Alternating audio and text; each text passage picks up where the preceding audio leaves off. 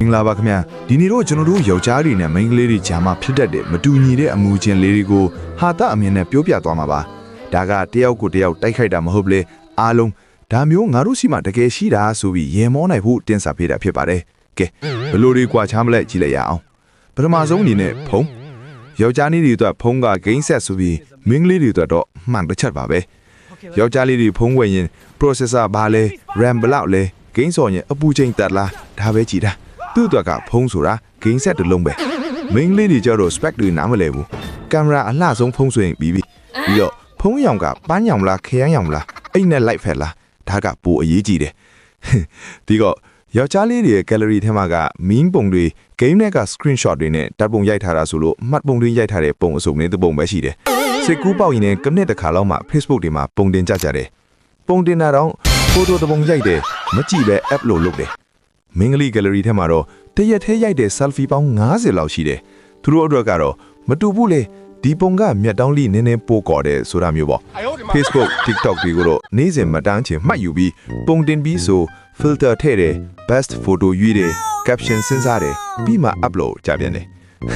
ပြီးတော့ယောက်ျားလေးတွေကတော့ဖုန်းအား10ရာခိုင်နှုန်းကြာမှအာသွင်ကြိုးကိုကဲတင်ရှင်လိုမျိုးလိုက်ရှားကြတာတချို့ဆိုဖုန်းပိတ်သွားမှအေးအာသွင်းရအောင်မယ်ဆိုပြီးတတိရတာမျိုးသူတို့အတွက်က 80% ရှိနေရင်အပြည့်ပဲမင်္ဂလိတွေကြတော့ 90% ရောက်သွားတာနဲ့စိုးရင်စိတ်တွေဝင်လာပြီးအားကုန်တော့မယ်အာသွင်းရမယ်ဆိုတာမျိုးပေါ့သူတို့အိတ်ထဲမှာ power bank ကအမြဲအသိမ့်ပဲအပြင်သွားမယ်ဆိုအာသွင်းကြိုးမပါရင်ကဘာပြတ်တယ်လို့ခံစားရတာသူတို့ပဲ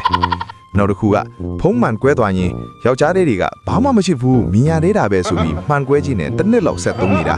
ဖုံးတစ်လုံးကိုလုံးဝအသက်မထွက်မချင်းမလဲဘူး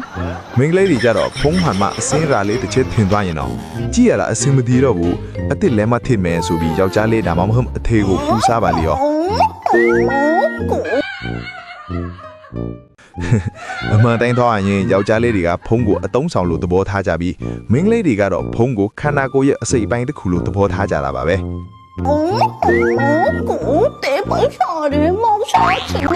ဒုတိယအနေနဲ့အစားနဲ့ပတ်သက်ပြီးပြန်ကြည့်အောင်ဟင်းပကံချလိုက်တာနဲ့ဇုံးကိုအရင်မကင်ဘူးဖုံးကိုအရင်ကင်တယ်ခဏလေးမစားနဲ့အောင်ဆိုပြီးဖုံးကိုအရင်ဦးချယ်တယ်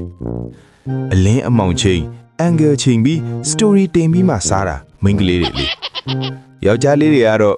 ဟင်းပကံချလိုက်တာနဲ့ဖုံးကြီးစွန်းလောင်းတယ်လို့ပဲဓာတ်ပုံရိုက်ဖို့ဝေးမဝေး9မိနစ်နေရင်ပကံတောင်ပြောင်နေပြီကဲနောက်တစ်ခုကမိန်းကလေးတွေရဲ့ဘာစားစားရတယ်ဆိုတဲ့စကားကိုယုံမိလို့ငရဲရောက်သွားတဲ့ယောက်ျားလေးတွေရှိလားဘာကလေးစားလဲမောင်လေးကလည်းကလေးစားဆိုတာမလာရှန်ကောနဲ့ပါပတီဘယ်ဆိုင်သွားမလဲလို့မေးရင်ဘာစားစားရတယ်လို့ဖြေတတ်ကြတယ်ဒါပေမဲ့ယောက်ျားလေးကဒါဆိုလင်းဟင်းကားသွားစားမယ်ဆိုရင်မစားချင်ဘူးဝရတယ်ဒါဆိုသမင်းဆိုင်သွားမယ်ဆိုရင်ဟင်းအသားလေးမစားချင်ဘူးနဲ့ညင်းတာနောက်ဆုံးတော့ तू စားချင်တဲ့ဆိုင်တို့ယောက်ျားလေးကခံမှန်ပြီးလိုက်ပို့ပေးရတာပဲအကိုဟင်းနေလည်းမကောင်းဘူးအပြင်မှာတော့စားရအောင်လေတော့မြေတော့အပြင်မှာတော့စားတယ်သူတို့ကဆလတ်တို့မဟုတ်အတီးအနှော်ရော်ဘူးမာတတ်တယ်ဒါပေမဲ့ယောက်ျားလေးမာထားတဲ့ကြက်ကြောဒါမှမဟုတ်အစီအစိမ့်တွေကိုကြတော့တခုပဲမိကြည့်မယ်နော်ဆိုပြီးတဝက်လောက်နှိုက်စားသွားတတ်ကြတာယောက်ျားလေးတွေကတော့ကို့ပကံတဲ့ကဟာကုန်းသွားရင်တောင်နောက်တစ်ပွဲထပ်မှာဟိုပဲစဉ်းစားတာသူများဟာကိုသွားနှိုက်ဖို့ကတော့ခက်ဝေးဝေးပဲယောက်ျားလေးတွေရှေ့မှာဆိုစားကစားခြင်းရှက်ကရှက်နေပဲပြားနေတာတွေ့ဘူးလား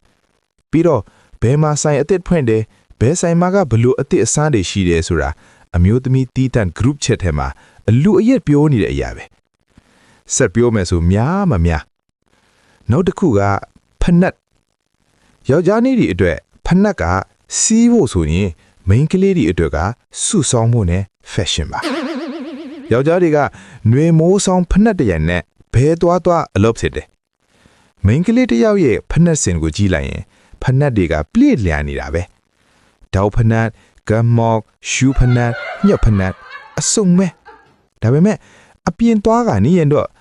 စီးစရာဖနက်တရားမှမရှိဘူးဆိုပြီးညင်းတာကသူတို့ရဲ့ထုံးစံပဲဗျတောက်ဖနက်အမြင့်ကြီးတွေစီးပြီးတနေကုန်လမ်းရှောင်ရတာဘလောက်ပင်မလဲယောက်ျားလေးတွေတီးမှာမဟုတ်ဘူးဖနက်ပေါက်လို့ပလတ်စတာတွေကတ်ထားရင်တော့